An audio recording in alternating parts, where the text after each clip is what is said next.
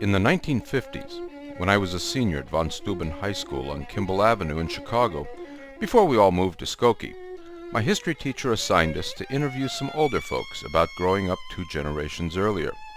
I interviewed Tante Karina Meyer, Tante Bela Goldberg, and Tante Chandel Devasi, otherwise known to everyone as the Koen sisters, about their lives as kids in Anatevka. The tantes are gone now, but I still have my history paper. Tante Bela told me, "Growing up in Anatevka, I was the youngest of us 3. Anatevka was a child's paradise. We ran barefoot in the grass in the summer. David Bielstein, the richest man in the village, sometimes gave us licorice or hard candies. I knew everyone in town. Me and all the girls in town, we could visit every home and be welcome. If any of us got sick, the old women, like Frumasera or Goldie Zalman or Mira Lakamzoil, would bring a bowl of soup or a charm to get us better. That love and concern, that was the best medicine.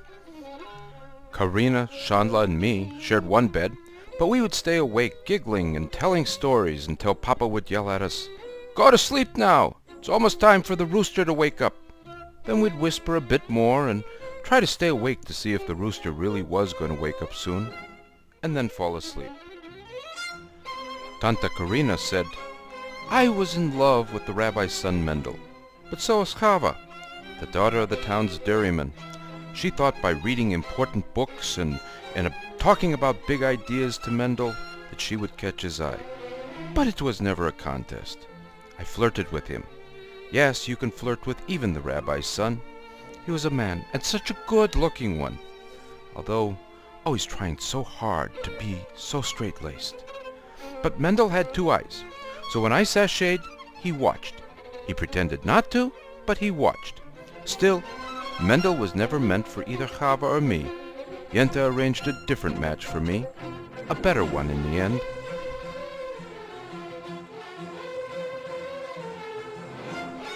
Tante Chandla remembered a very different Anatevka. She said, "I remember Anatevka. I wish I didn't. I remember being hungry.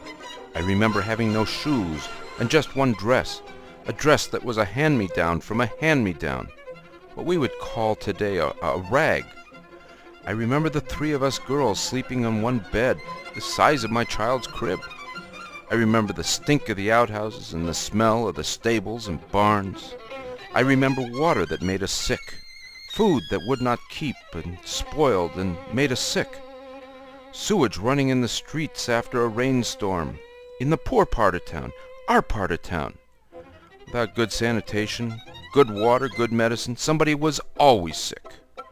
I remember the Cossacks and the Russian boys, always trying to take liberties with any Jewish girl they met. I remember the day those photographs were taken.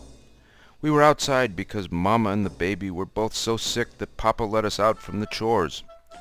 Laser Wolf took the pictures. I remember asking him how much each picture cost. About 10 cents in American money. I thought, those pictures cost 2 loaves of bread and a 1/4 pound of cheese. I would rather have had the food.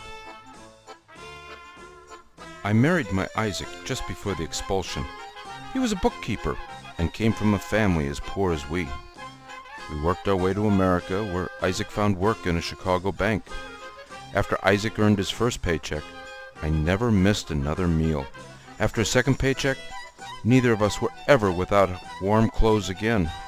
I say, God bless America. God bless Israel. Isaac worked his way up to become manager of that bank. My older boy now has a brokerage firm in Skokie. My younger boy's a doctor in Israel. Both are doing quite fine, thank you. If we'd stayed in Anatevka, we would have starved in the Great Famine, or disappeared in the purges, or died in the Holocaust.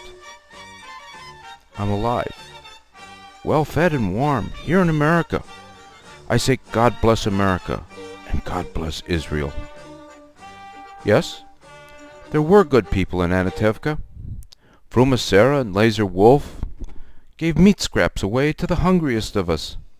Golda and Tevya Zalman, who had been as poor as we, made sure that mothers had milk for their babies and a bit of cheese sometimes for us children. David Beilstein put Papa and others to work when there was really nothing to do. The rabbi and the synagogue council kept a charity box for the poorest, the disabled, and the sick who had no one else. But I never wanted charity. I wanted to work. I wanted for Isaac and me to take care of ourselves and our own. That would never have happened there. Here it happened. God has been good to me. But he's been good to me in America, not Russia, not Anatevka. I'm glad Anatevka burned.